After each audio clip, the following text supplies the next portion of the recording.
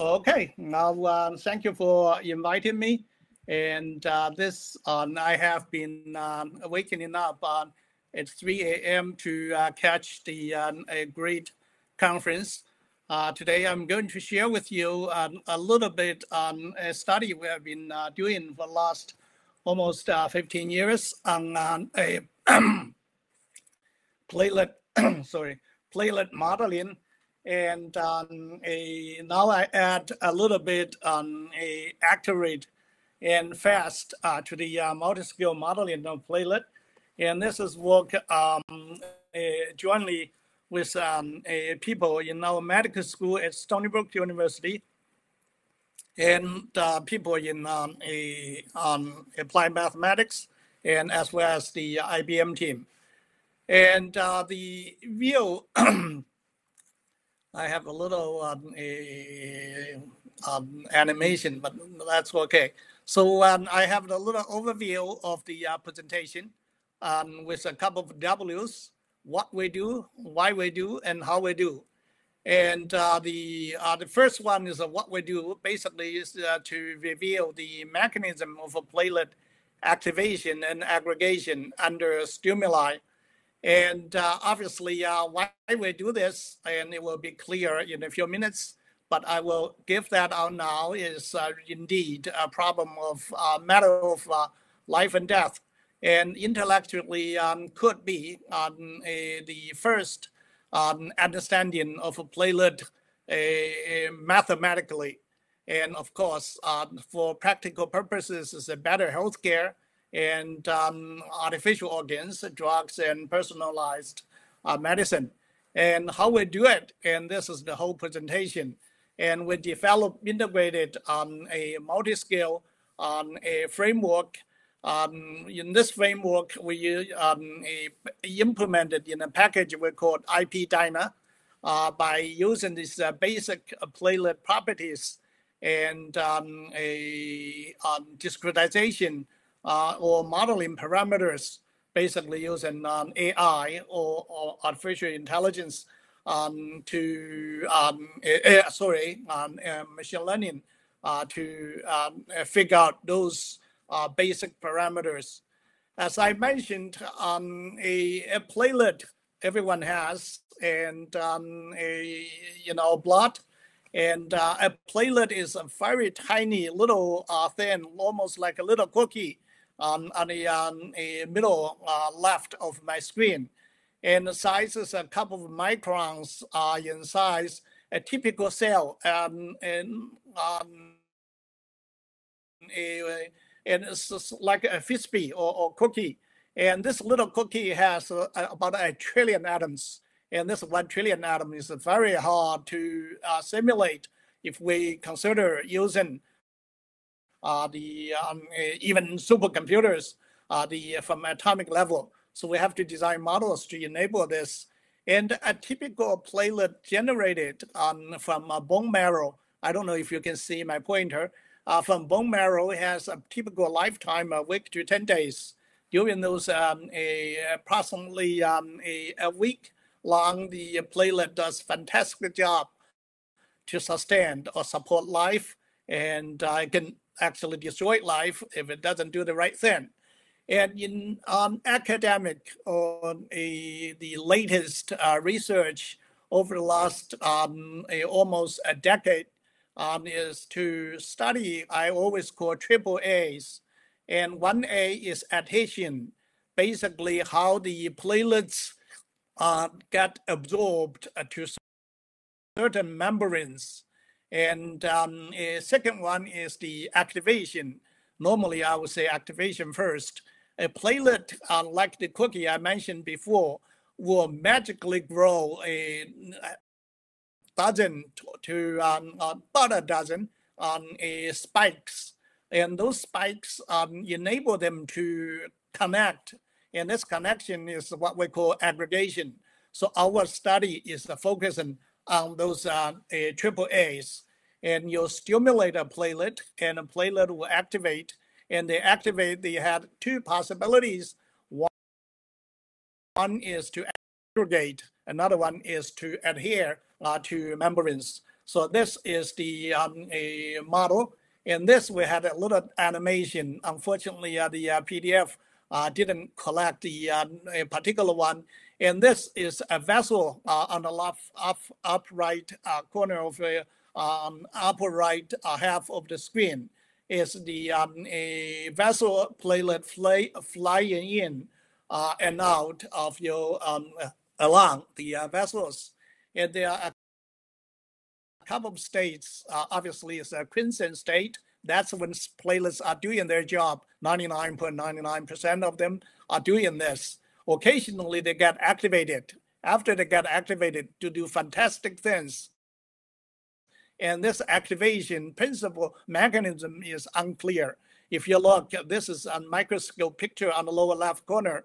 And the picture on the left of the lower left corner is the so-called resting or Quiescent platelet to look really good.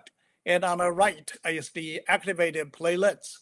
And you may actually get a little bit annoyed for almost 5 minutes. I still haven't mentioned supercomputing yet.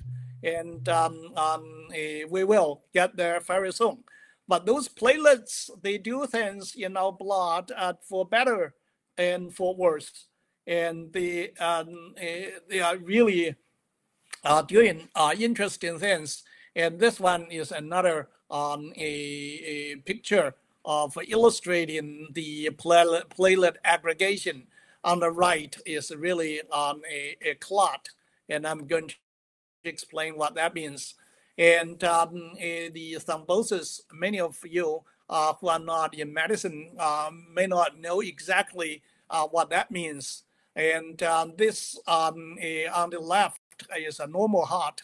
On the right is a damaged or is a heart with a plaque built up. And this built up plaquette will narrow the arteries.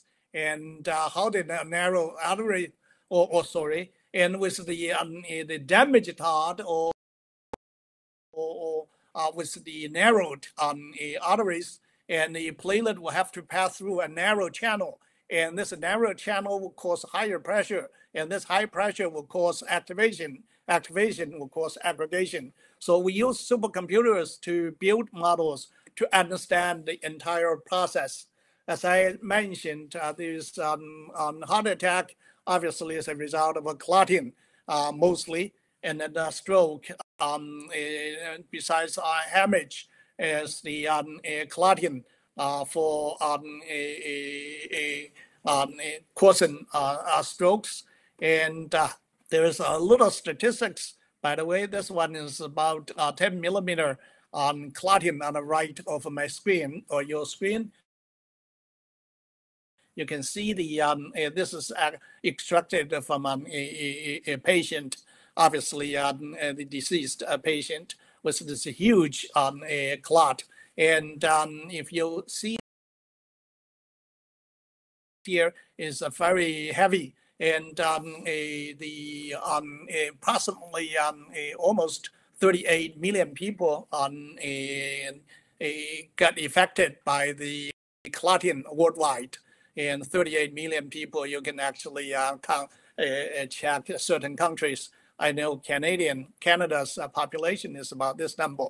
And the worldwide, the number we had is 31%, almost 18 million deaths as a result of a clotting in 2012. The number is actually getting up instead of down. And now from a US number, as you can see, 300K, almost a third of a million had clotting, and 600 million, 300 million deaths. And it's about more than double that on a non-fatal clot. You can see the importance at the beginning. I said life or death.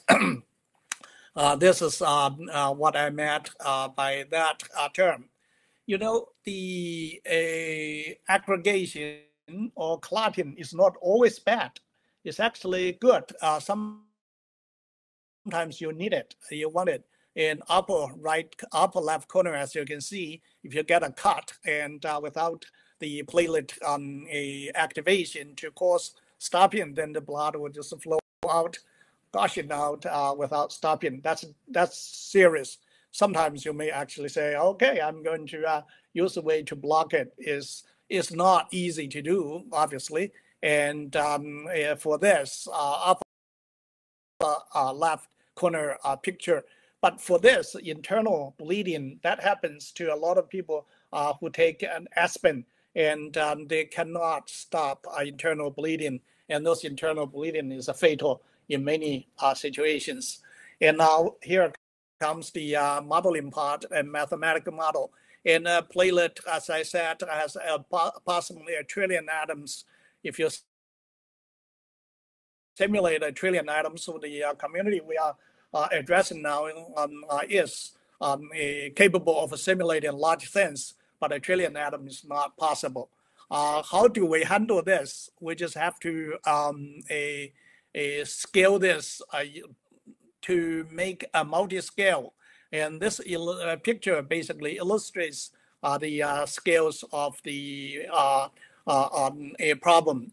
As you can see, let me show you the lower right corner, like a satellite picture. And this literally is a platelet model we built, and with a little core inside, and then others. And then let's go to different scales. We have multiple methods to simulate all the way down to the cytoskeleton modeling. We use the actual atomic or molecular dynamics, and we go on to a coarse graining MD. And coarse graining MD, I'm going to explain this a little bit later. You basically aggregate approximately a few hundreds to 1,000 particles or atoms together to form an effective particle.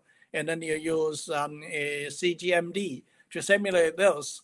And then get even higher level, we use a dissipated particle dynamics all the way to make things much simpler to simulate. And this is a more detailed illustration of the multi-modeling model for different parts of the simulation. Let me get a little bit faster since I wasted a little time at the beginning.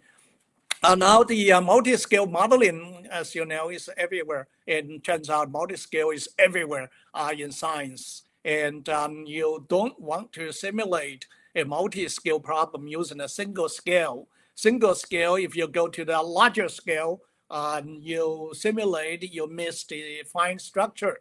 If you go to the fine scale or detailed scale, you wasted time for the larger scale. You say, okay, I stay in the middle. You miss both.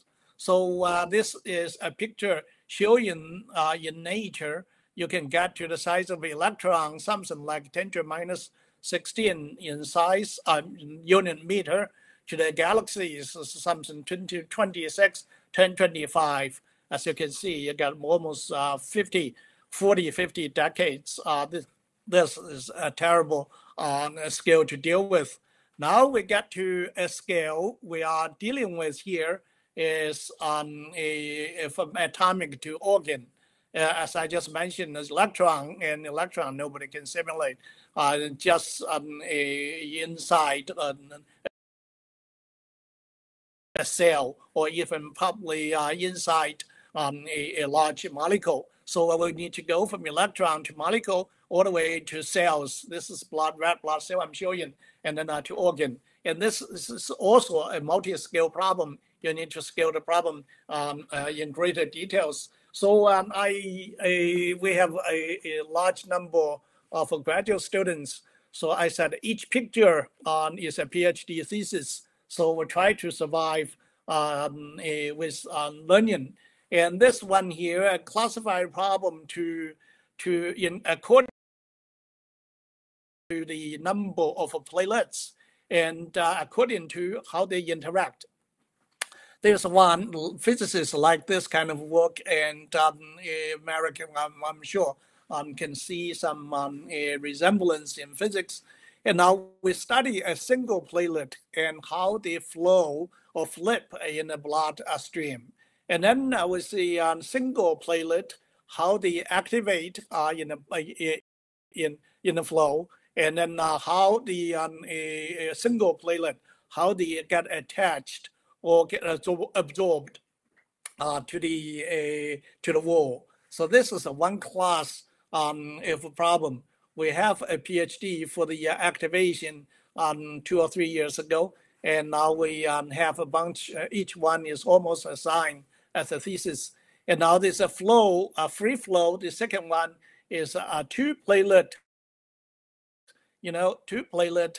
You study first the aggregation, and then there's a so-called recruitment aggregation.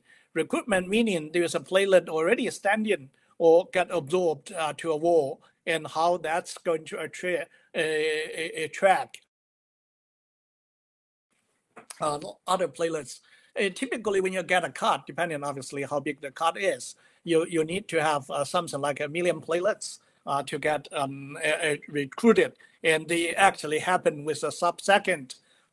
Is magically coming together, and obviously when you have more platelets, surprise, surprise, from 2 to 3 is a non-trivial change computationally and scientifically. And so 3 platelets, I have exactly the same stories here. And then there is some microscopic on the right side. There's 2 pictures to show the physiological interpretation, what I just mentioned. And now grab a pointer by clicking the arrow on it. Okay, let me see which one is that. By clicking on part of the clicking white window pointer, let me see if I can find a pointer. This will be probably a pointer. Oh, now it's back. Now I lost my screen. Oh, how do I get back? Let me do. Okay, now the screen is back, and this very busy slide, and this slide is terribly busy, and a American eye get together because of this picture some almost almost 10 years ago. And this picture basically is the so-called multiscale upper right, upper left.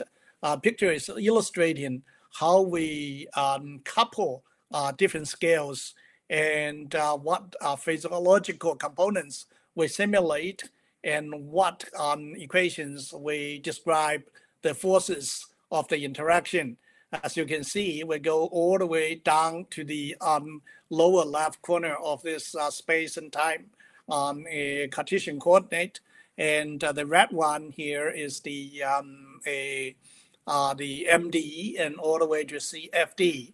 And we must have people in the audience, experts in CFD. So we went through multiple scales, namely in space, we went through 6, and in time, we went 9 time scales. And it's a nightmare in terms of simulation. And now I'm going to show you how we use machine learning or AI to carry out those calculations. Some of the talk of this part, I'm going to be a little fast, and since you have the PDF there, if you're interested, or we can talk offline. And in this, we use our package called IPDyna to address the problem using AI in 3 aspects.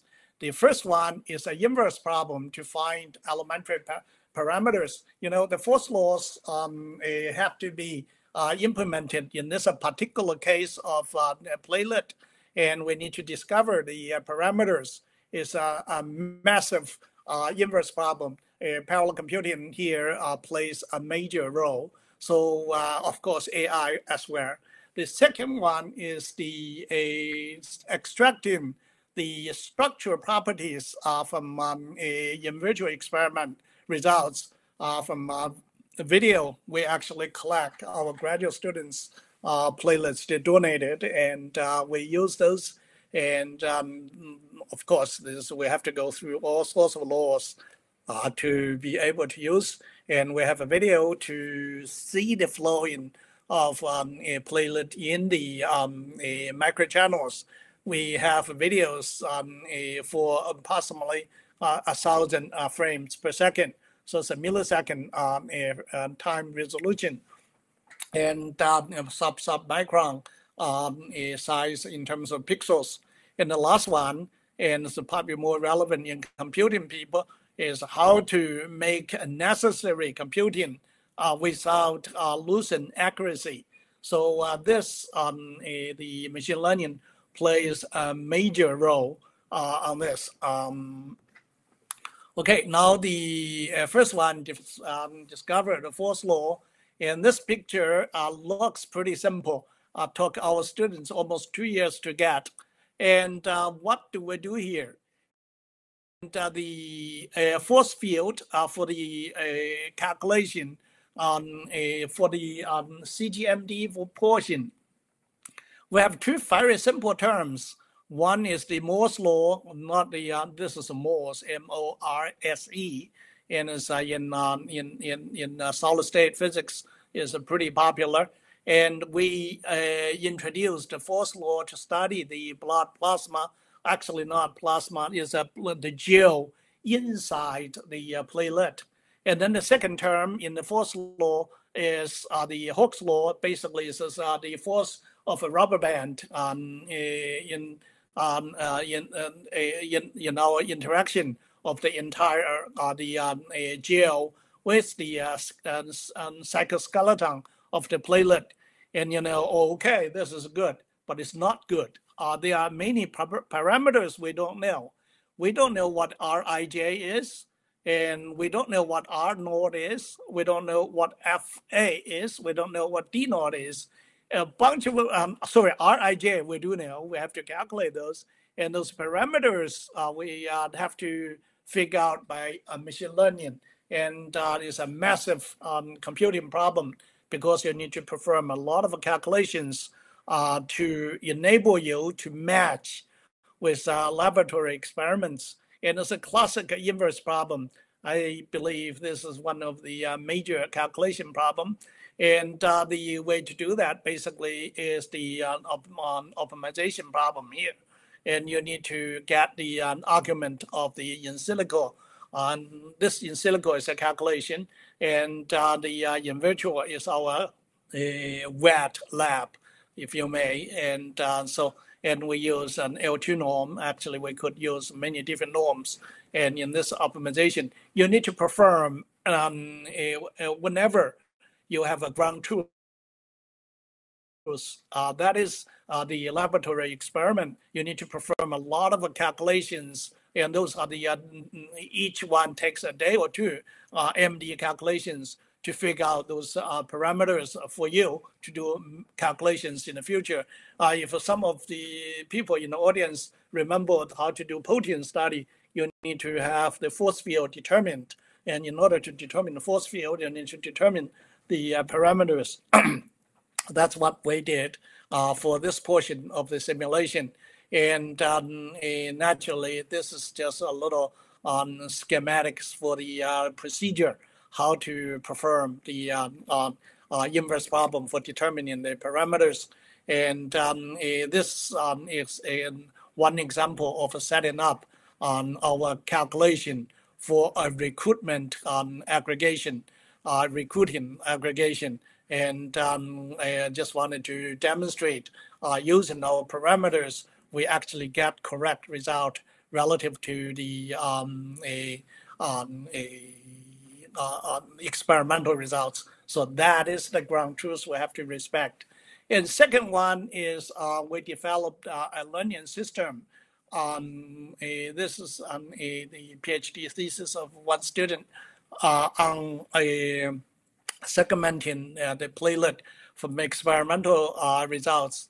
If you say, okay, I got those lab images, and now go ahead with the calculation.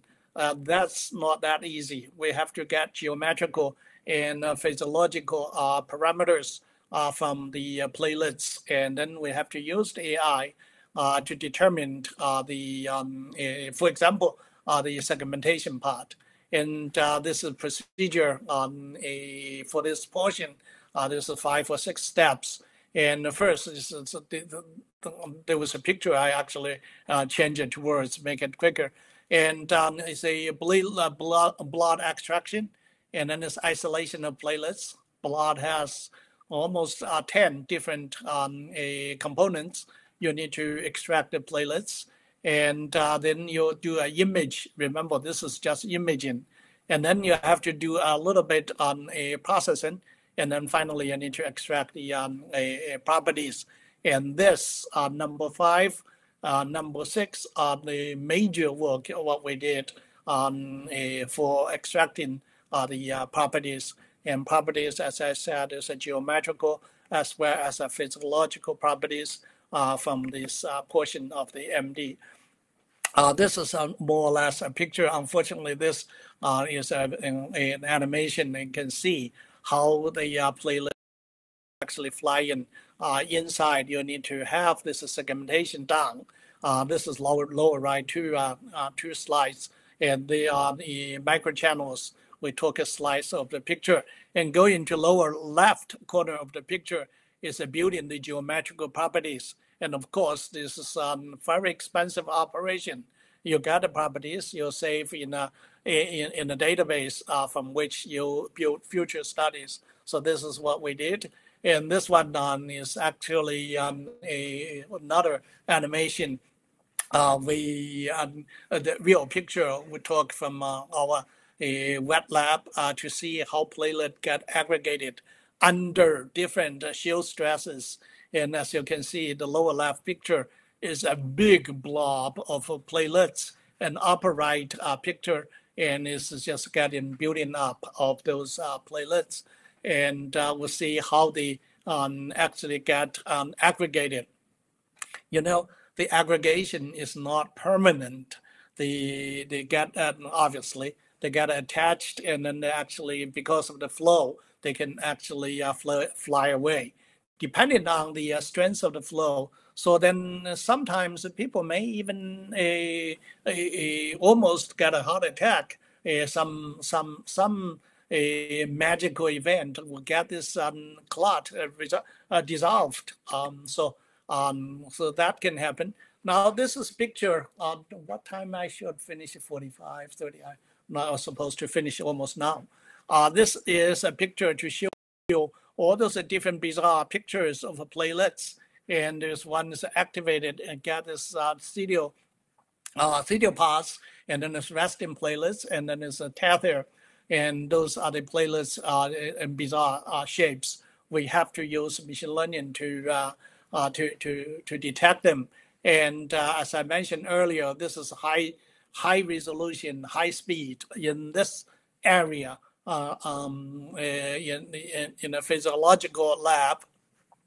We can collect almost 2 billion images within half an hour, and processing those 2 million images using a human being is almost impossible. If you can get one, a graduate student may take an hour to get one picture. Thinking about 2 million, so that's 2 million hours. Nobody can do. As a matter of fact, before we discover this learning system, people actually survive using undergraduate students to detect those images. Obviously, it's slow and inaccurate, and our method is changing this completely by this learning system we discovered, and we are completing a paper on this. If you're interested, we'll discuss with you, probably offline. And the learning is divided into 2 major systems, major portions, and then a minor one. And there's one is this multi-agent network, and then this one is a policy network, and then finally we have a little reward network. I'm not even sure if the last word is correct or reward. And it's a final, this somewhat a control to when you get a result, you need to get one more time to screen it. And this is the result. Let me, this is actually an animation. And this is the result compared to the existing methods relative to ours. And our method are much better than the existing methods in terms of getting the images of the platelets.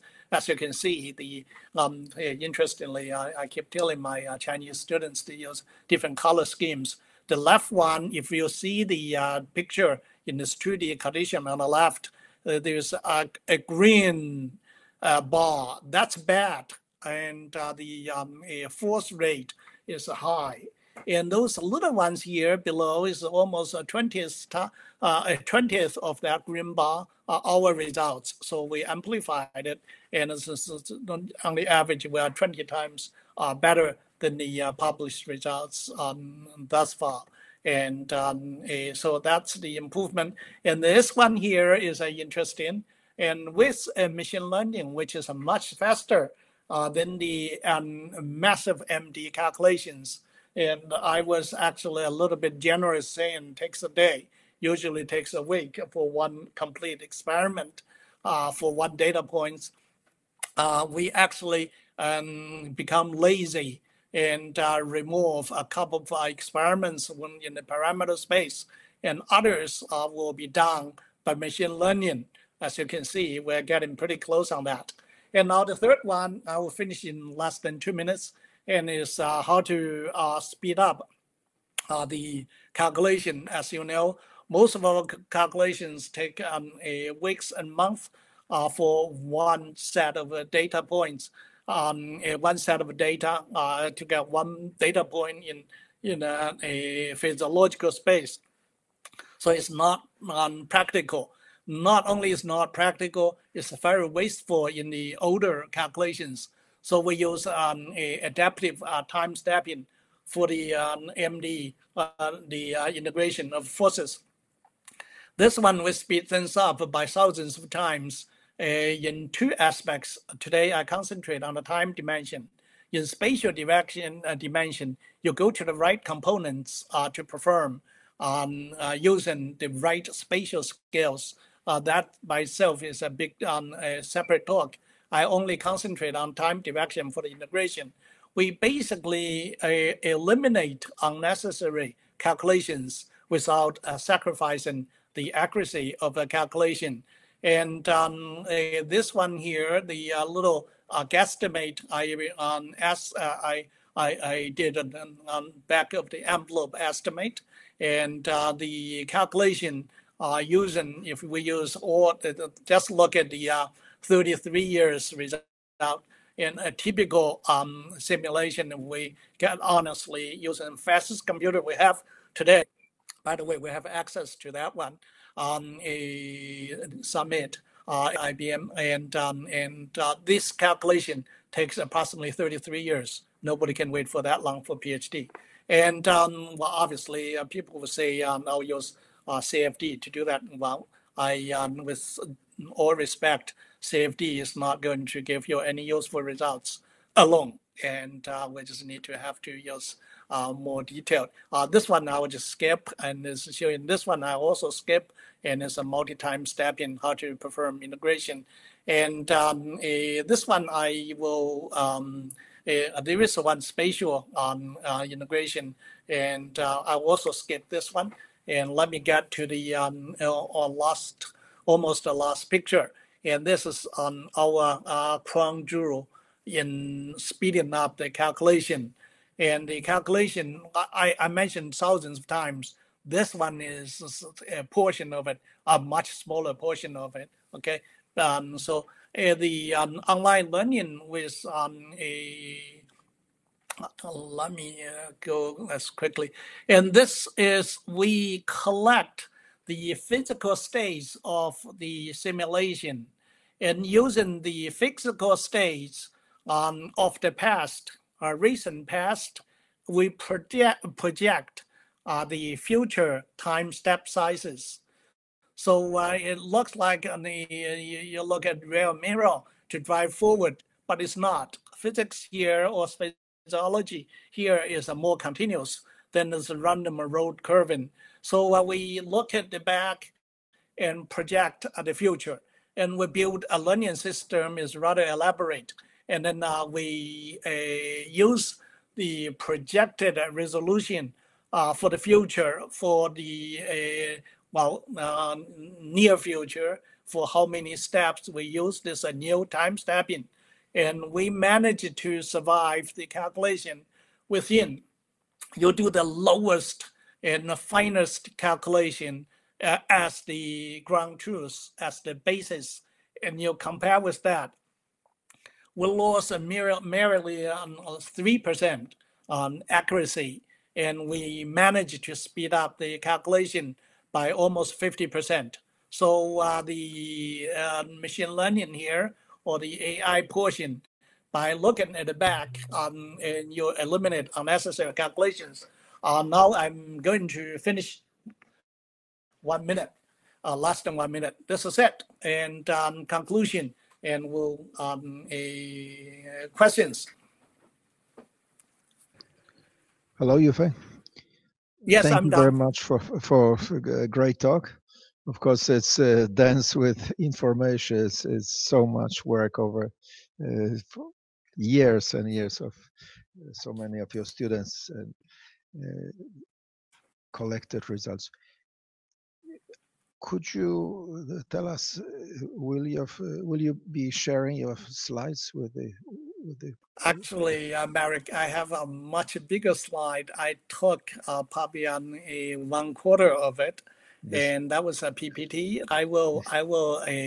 So then you'll notice the presentation is a little jumpy. Yeah. I took a longer seminar. I will prepare Thank you. In fact, there's a sharing folder. I may even load up the latest papers. Thank you. So we will make it available through our conference website, because there were certain slides which appear to be technical, but they are extremely interesting. And even this slide on the time scales and the way how you adjust the time steps, that was very, very interesting. Yes, we are completing the paper. I was supposed to be finished today for submission. Now, do we have questions from the audience? We may take 1 or 2 questions. Are you planning to simulate the effects of various thrombolytic drugs on blood clots? Wow, my gosh. There is one portion of our simulation can be easily adapted to for the corona virus absorbing to the surface of other membranes, and could easily adapt to that. Unfortunately, we are busy with the current project completion. Could this whole methodology can be reasonably easily generalized to other similar simulations? We are struggling with the IPDyna package to enable people to use more automatically. Perhaps I will ask a question, YUEFAN. From your simulations, would you be able to indicate what are the critical factors which might make a person prone to clotting or to sort of unhealthy conditions? That is a 30 million life question. At this point, we didn't know. We still don't know. There is one, surprisingly, we just started a project to analyze a baby's platelets. You never see a baby having a heart attack or very young kids. So the younger platelet from platelets are the same, about 7 days of life. Even when 100 years old, we still have platelets of that age, but they get more damaged as we of the activation. And we still don't know. We tried to understand if high pressure will be the cause, is the cause. It's supposed to be the cause, but our laboratory experiment didn't suggest anything. We need to make it 10 times higher in the lab to cause activation. Right. YUEFAN, I'm sorry, we have to finish your allocated time slot, close it. Thank you. Sorry thank you so much. And for all participants, YUEFAN is speaking from Stony Brook.